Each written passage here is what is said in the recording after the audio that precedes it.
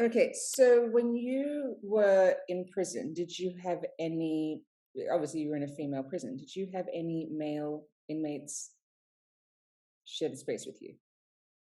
Yeah, so I first encountered it when I was in provincial jail. So in Canada, we have provincial and federal. Provincial's 2 years less a day, and those are usually your remands, so they're awaiting trial. And then federal is 2 years plus a day, so they're the longer sentences.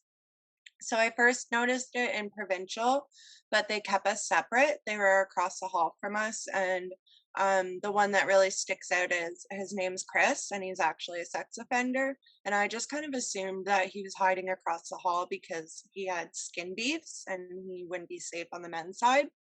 And then so I've been in provincial jail a few times because I had a really bad drug problem. And then when I was transferred to federal, there was some in there that had already had surgery, and then they passed the bill.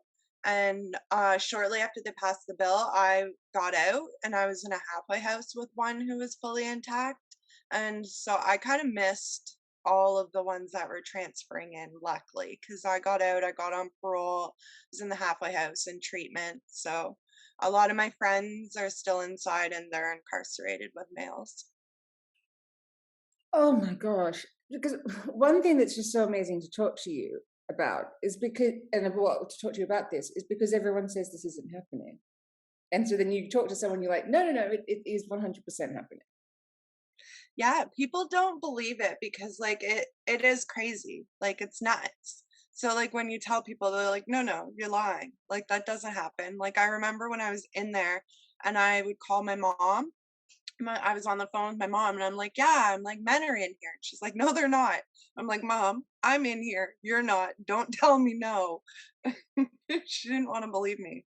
So, okay, one of the first things I want to ask is there a difference in behavior, just in your opinion, between a male who has his genitals and a male who doesn't have his genitals? Are you less scared of him in that situation? What's the reality of that actually like?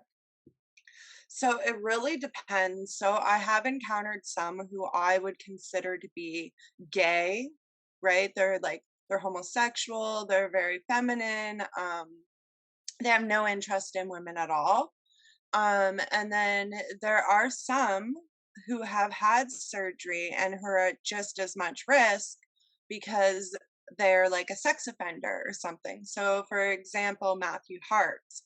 Matthew Harks has gender reassignment surgery, but he was the number one predator in the women's prisons because what he would do is he would prey on the really young women, so like the 19-year-olds that would come in, or he would target the women who are like developmentally delayed or have a lot of mental health illness.